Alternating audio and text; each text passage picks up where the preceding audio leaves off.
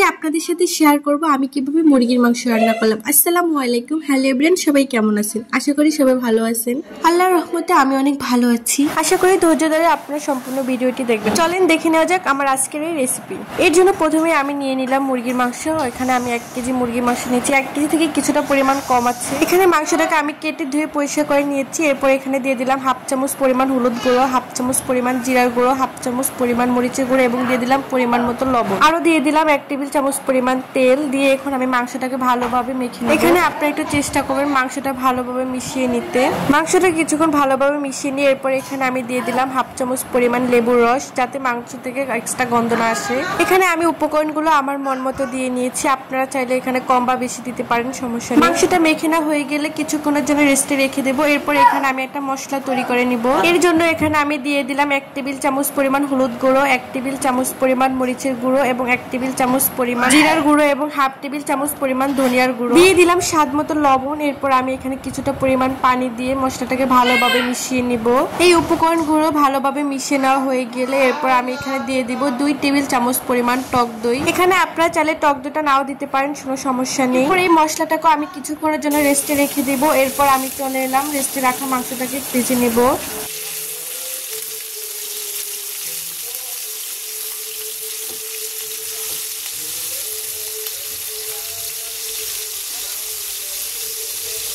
আমি আজকে মাংসটার সাথে আলু দিব, তাই এখানে আমি মাংসটা ভেজে নেওয়া হয়ে গেলে এরপর আমি এখানে আলু কেটে ধুয়ে নিয়েছি। আলুগুলোতে সামান্য পরিমাণ হলুদের গুঁড়ো এবং লবণ দিয়ে আমি এবার আলুটাকে কিছুক্ষণ ভেজে নেব। মাংসতে আলু ভেজে দিলে খেতে অনেক বেশি মজা হয়। এই তো এরপর আমি চলে আসলাম এবার মূল রান্নায়। এখানে আমি একটা ফ্রাই প্যান নিয়ে নিলাম। ফ্রাই প্যানে কিছুটা পরিমাণ তেল দিয়ে এরপর এখানে আমি গরম মশলাটাকে ভেজে নিব। মশলাগুলো হালকা ভেজে এরপর এখানে আমি দিয়ে দিলাম 1/2 কাপ পরিমাণ পেঁয়াজ কুচি।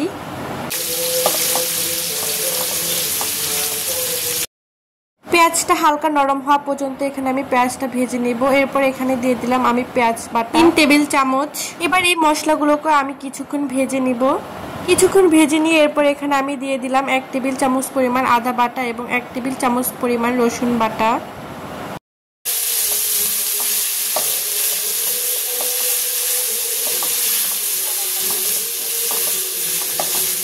এই মশলাগুলো ভালোভাবে কিছুক্ষণ ভেজে নিয়ে এরপর এখানে আমি দিয়ে দিলাম আগে থেকে তৈরি করে রাখা ওই পেস্টটা। এবার এই মশলাটাকে আমি ভালোভাবে কষিয়ে নেব যতক্ষণ না পর্যন্ত মশলাটার উপরে তেল ভেসে আসে। আপনারা অবশ্যই এই মশলাটাকে ভালোভাবে কষিয়ে নেবেন। এই মশলাটা যত ভালো কষানো হয় মাংসটা খেতে কিন্তু তত বেশি টেস্ট হয়। এই তো আমার মাংসটা ভালোভাবে কষানো হয়ে গেলে এরপর এখানে আমি ভেজে থাকা মাংসগুলো দিয়ে দিলাম। এখন এই মশলাটার সাথে আমি মাংসটাকে কিছুক্ষণ কষিয়ে নেব।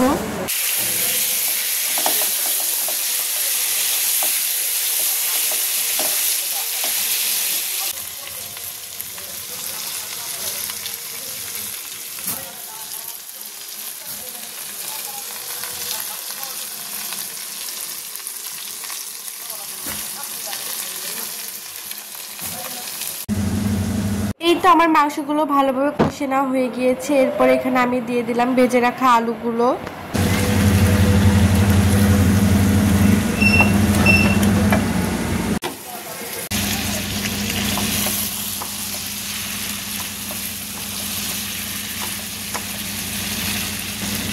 মাংস এবং আলুগুলো আমার ভালোভাবে কষে নেওয়া হয়ে গেলে এরপর এখানে আমি দিয়ে দিলাম গরম পানি। এখানে আপনারা অবশ্যই গরম পানিটা দেওয়ার চেষ্টা করবেন। আপনারা চাইলে এভাবে দেশি মুরগি এবং যে কোনো ধরনের মাংস এভাবে রান্না করতে পারেন, খেতে কিন্তু অনেক বেশি টেস্ট হয়। এই তো আমি পরিমাণ মতো পানি দিয়ে দিলাম। এরপর এখানে আমি কয়েকটা কাঁচামরিচ দিয়ে দিলাম।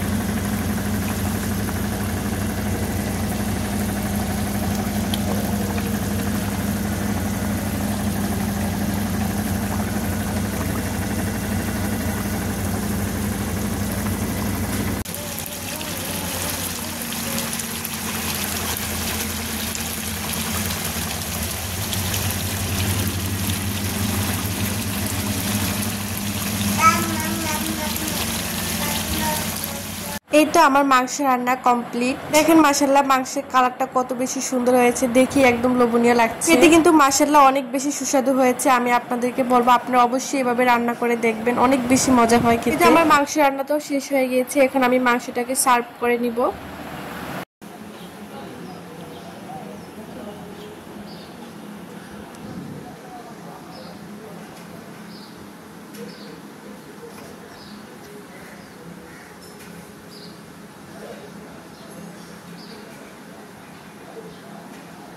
আপনাদের কাছে আমার আজকের এই রেসিপিটা কেমন লেগেছে অবশ্যই কিন্তু কমেন্ট করে জানাবেন, এবং আমার এই ভিডিওগুলো যদি আপনাদের কাছে ভালো লাগে তাহলে অবশ্যই লাইক, কমেন্ট, শেয়ার এবং সাবস্ক্রাইব করতে ভুলবেন না। সম্পূর্ণ ভিডিওটি দেখার জন্য সবাইকে অসংখ্য ধন্যবাদ। Thanks for watching this video. আল্লাহ হাফেজ।